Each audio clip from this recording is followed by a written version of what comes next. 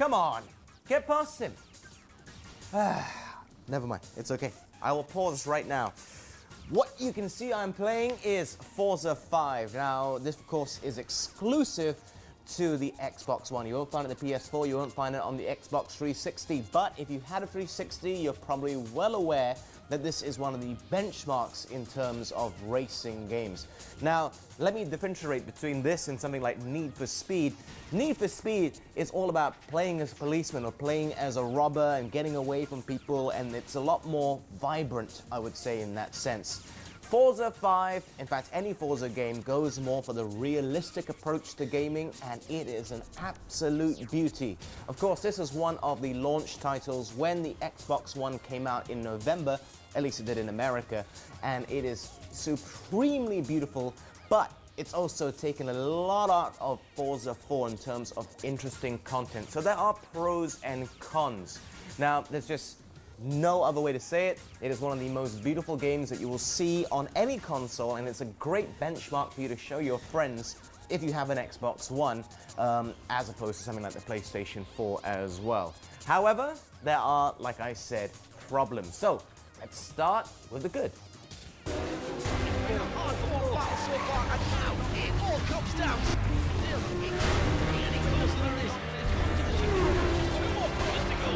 So what are the pros in this game? Well, there are many. I mean, I could go on and on about how beautiful it is. As a matter of fact, I think I will go on and on. This game, in terms of lighting, just that alone is incredible. When you're looking at the car, either on the track or in your little showroom or garage, it just looks wonderful. When you're racing, you can see the brake lights, and it just looks absolutely perfect. You combine that with the audio as well, you better crank up the volume because it sounds spot on. I mean, it's truly, truly stunning. It is as most realistically possible as you could get in terms of a video game. That is how nice it is. For DLC though, I hope there'll be more cars because there's only 200 in this game. Well, actually slightly less, which is way, way, way, way less than what we saw in Forza 4. In fact, by several hundred. However, it's not like they just put cars here at random. Each car is there for a reason, simply because it rocks. It's a really, really, really nice car. And having the guys from Top Gear explain every track, every car, and why it matters is obviously very, very important. And hearing Jeremy Clarkson's voice in the video game, I never thought I would see the day, but I thoroughly enjoy it. And yes, the comedy aspect is also there. Another cool thing would be the drivatar. Drivatar is hard to explain, so let me explain it in a cloud sort of format. Every person that plays the game is connected to the internet. Their info will be uploaded to the cloud on how they approach that track. Then, when you plug the game in, it will take that information and it will put it onto the track. So when you're racing in career mode, it's not against AI. AI is boring at the end of the day. You know exactly how they're going to take every corner perfectly. If you have someone who's actually playing the game without being connected, this isn't even multiplayer yet, this is career mode, and it creates a human element when you're racing, which obviously is a huge, huge plus point in my opinion. I absolutely love it. However, what about the cars? How good are they? How realistic are they? What are the choices like? I actually have a friend here with me who you might recognize to discuss it.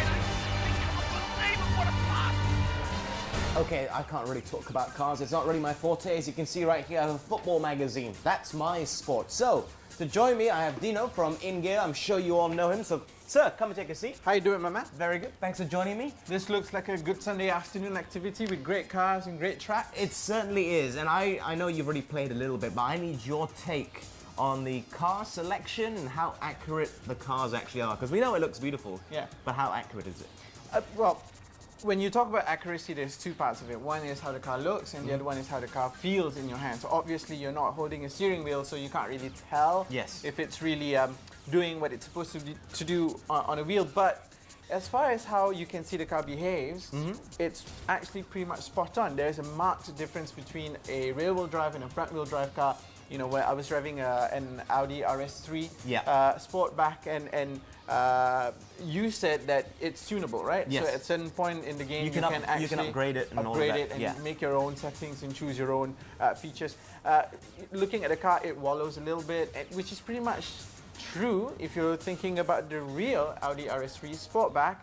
And considering that you can further tune it later on, it's brilliant. But I have to say, how it looks is absolutely spot on.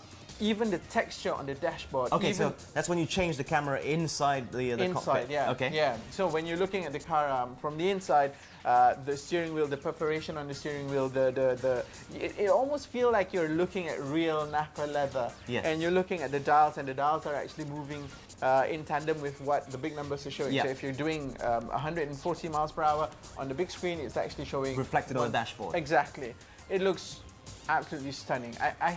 I'm not a big gaming guy. I'm a car guy, but it feels like I am actually in an RS3. Okay, so you have driven it before, right? Just checking. I have. Yeah, okay. I have. Yeah. Just need to double check the facts there. But what about the tracks as well? I mean, there's only a handful, about 14. Obviously, in the future we might see more. Yeah. What's your take on the selection? You see, we're now racing in Prague. Yes. I've been to Prague. Okay, as you do. I think that's Prague. Okay. I feel like I'm still in Prague. It looks that real. If only the water was moving when the camera was on static, in between your selection and the actual racing, you would actually feel that you're watching a real-time That's film. because that was a picture. It's supposed to be static. Well, I know. But go on. All right, well, that's one down to me and one up to him. It's all right. It's all right. Well, once we get going, I'm sure I'll be able to, put him in his place. I talk about the gaming aspect only. But it looks really stunning. It looks really real. And you were mentioning earlier that you can actually choose the Top Gear track. Yes. For motoring guys out there, that's pretty much the track that we watch the most on television. All our favorite cars are raced on that track. So it's one of the best things about the game, because you can actually feel like you're there. And you are the Stig. And you're the Stig. Well, you might, discredit the Stig a little bit with your driving style, but, that's part of the game. Fantastic. Thanks for that, buddy. Appreciate it. Well, enjoy the game. You're going to have to beat me, yeah? I'll get back to it.